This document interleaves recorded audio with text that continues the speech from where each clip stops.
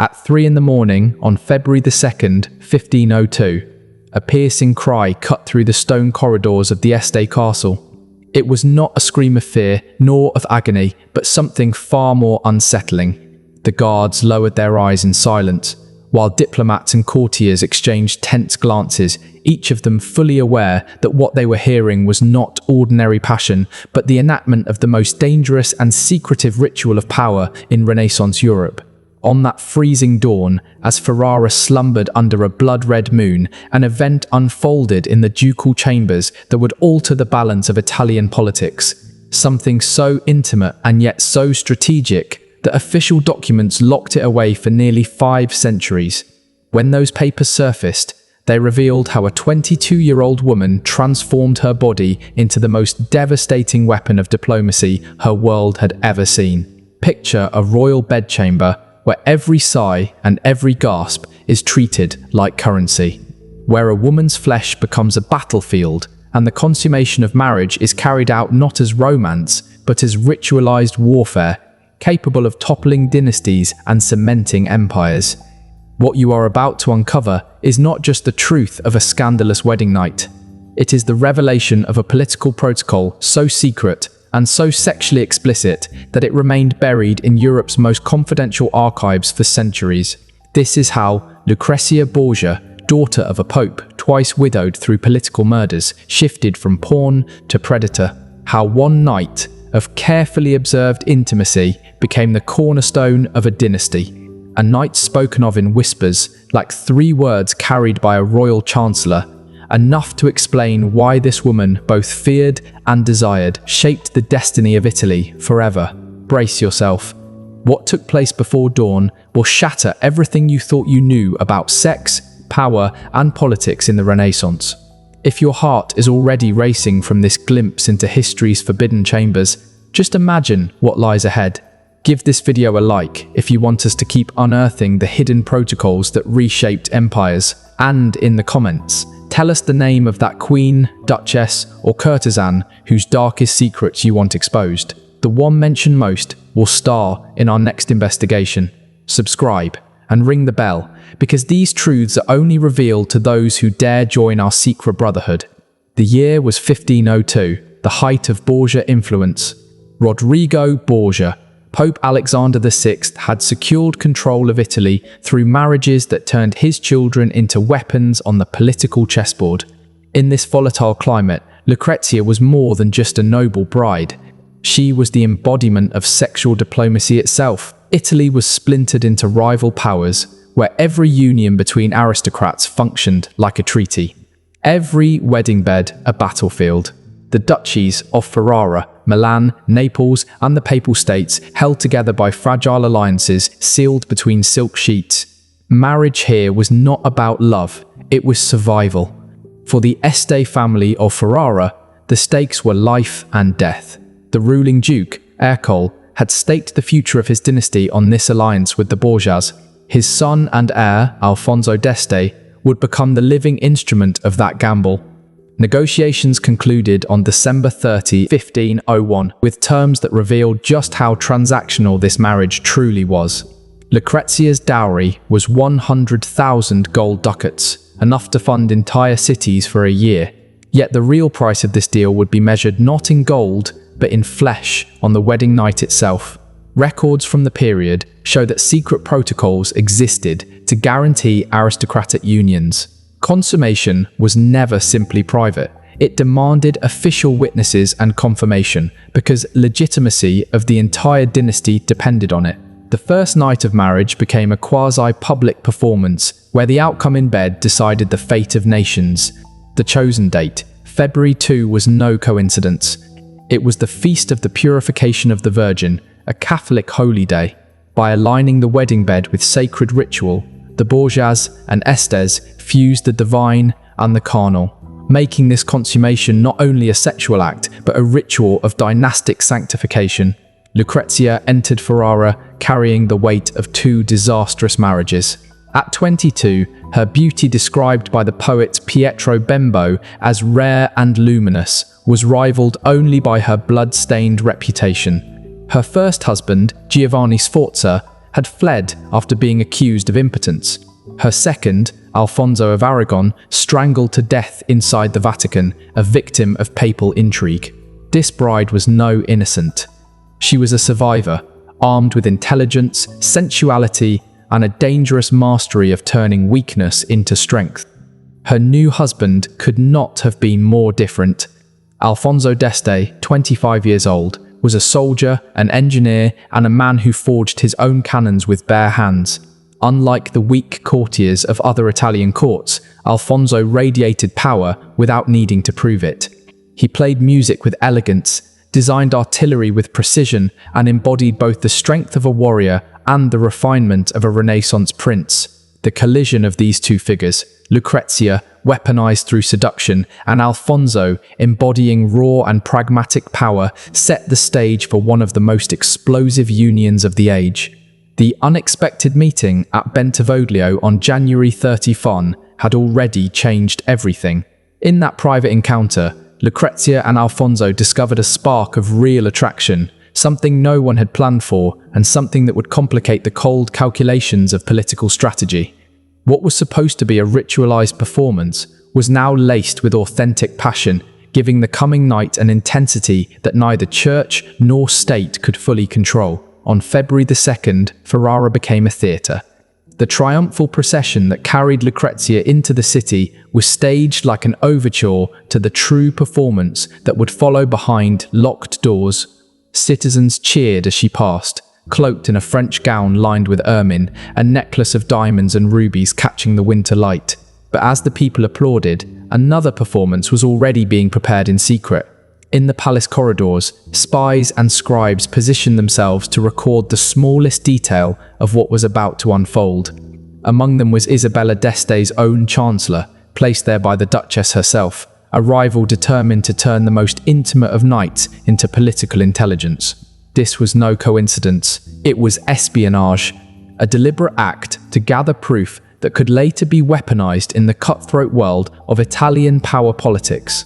The date itself added another layer of symbolism. On February 2nd, the Feast of the Purification of the Virgin Mary carried with it a paradox: sanctity and sexuality fused together, the sacred colliding with the profane. Nothing about this timing was accidental. Every gesture, every ritual had been planned to turn the consummation into a dynastic sacrament, binding not only two bodies, but two great houses. Inside the ducal apartments, the stage was set. Crimson velvet curtains enclosed the bed like theatre drapery. Silver candelabras flickered against Flemish tapestries depicting wars and alliances, a reminder of what was truly at stake. Here, in a room transformed into both sanctuary and stage, the most important political performance of the decade was about to be enacted. When Alfonso entered, both he and Lucrezia knew their roles. Their meeting at Bentivoglio had already awakened something genuine between them, but now that spark had to be harnessed and displayed as proof. What would unfold was not merely a private act, it was a ritual rooted in centuries of aristocratic custom. For noble marriages in Europe, consummation was more than intimacy. It was a certificate of legitimacy, a binding act that proved heirs could be born, alliances secured, dynasties continued. But in Renaissance Italy, this proof required witnesses, silent, hidden, but present nonetheless. The royal bed became a courtroom, the act of love, a verdict that would decide the future of nations. Lucrezia, hardened by two disastrous marriages, understood this better than anyone. Giovanni Sforza's impotence had turned into public humiliation and annulment. Alfonso of Aragon's death by strangulation in Vatican chambers had shown her that weakness in the marriage bed meant weakness in politics, and weakness in politics could mean death. These lessons shaped her strategy. She would no longer be a pawn.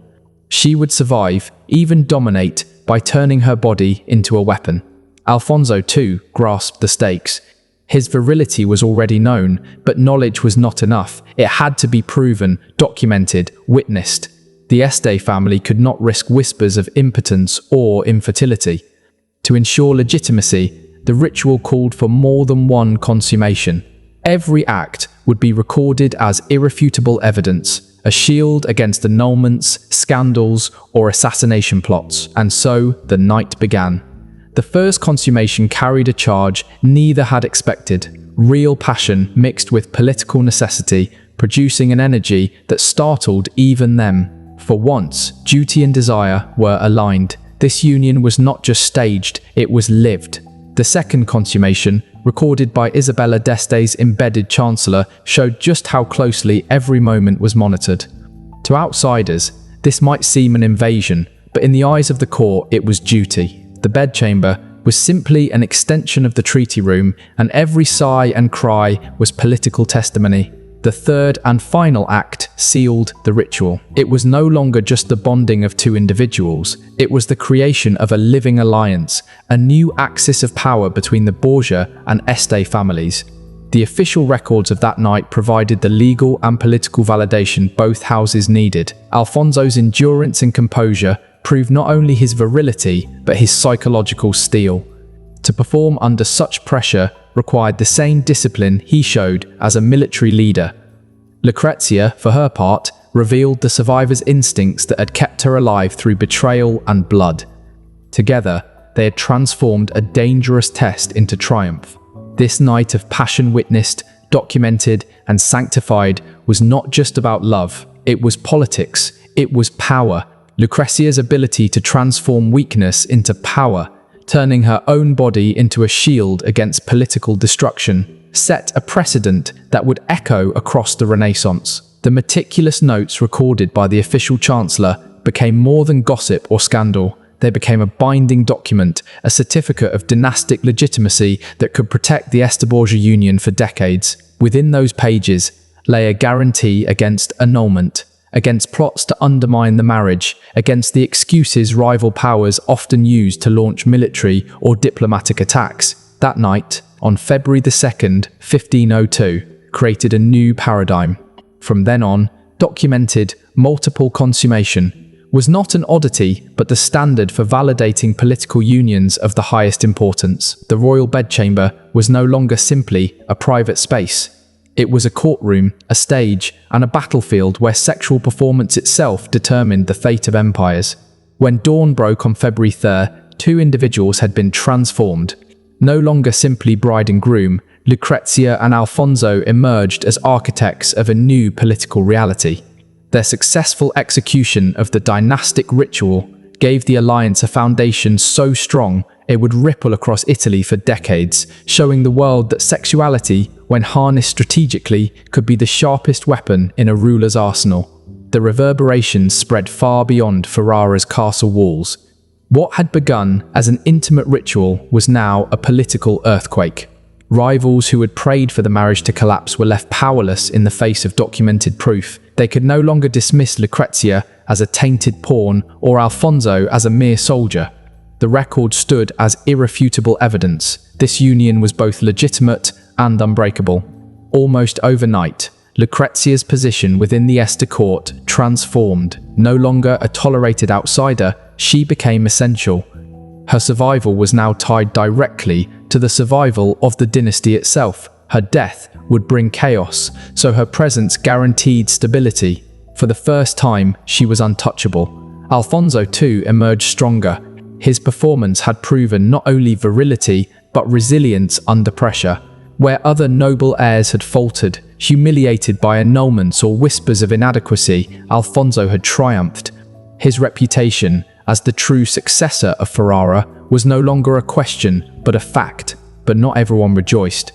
Isabella d'Este, who had always ruled court life as the unrivaled star, now faced a dangerous rival. Lucrezia's success had turned her from a target into a force. The rivalry between the two women, already tense from their first meeting at Malalbergo, now exploded into a silent war. Ferrara became a stage for psychological combat. Subtle gestures, whispered rumors, quiet contests for influence that would shape the court for years to come. The alliance also reshaped Italy's geopolitics. France, Spain, and rival duchies were forced to acknowledge the Este Borgia bond as a consolidated power bloc. Diplomatic calculations shifted. Treaties, trade routes, and military strategies had to be redrawn around the fact that the Borgias and Estes had successfully fused into one. Yet politics was not the only battlefield.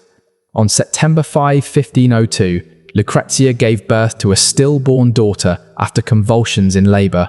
Rumours erupted immediately. Was the child conceived on the wedding night or earlier, during her secret meetings with Alfonso before Ferrara? Chroniclers obsessed over the timeline because paternity was not simply personal, it was political proof of legitimacy. Lucrezia nearly died herself, struck with childbed fever. Many women did not survive. Her recovery was viewed by contemporaries as proof of divine favour, evidence of her strength, and reassurance that she could still provide heirs. But the ordeal changed her. Confronting death in childbirth hardened her sense that survival in this world demanded more than beauty or obedience. It demanded strategy. This new clarity led her down another dangerous path. About a year later, she entered into a relationship with Francesco Gonzaga, Marquis of Mantua, and the husband of her bitter rival, Isabella d'Este. It was an affair born not only of passion, but of calculation. By choosing Isabella's own husband, Lucrezia struck at her rival's pride while securing another line of political protection. The relationship was carefully hidden, yet its impact was seismic. Letters between Lucrezia and Francesco, uncovered centuries later, reveal both authentic emotion and political cunning. She was not merely manipulating him. She found in Francesco a genuine connection, yet one that doubled as insurance against her enemies. Her ability to balance this affair while preserving her marriage to Alfonso showed the mastery she had developed over sexual diplomacy. She was no longer simply a survivor. She was a strategist, weaving webs of intimacy and loyalty that could shield her against any threat. For Isabella, the affair was devastating. To lose influence at court was one thing, but to lose her husband's attention to Lucrezia was an attack both personal and political. The rivalry that followed would haunt Ferrara's court for decades.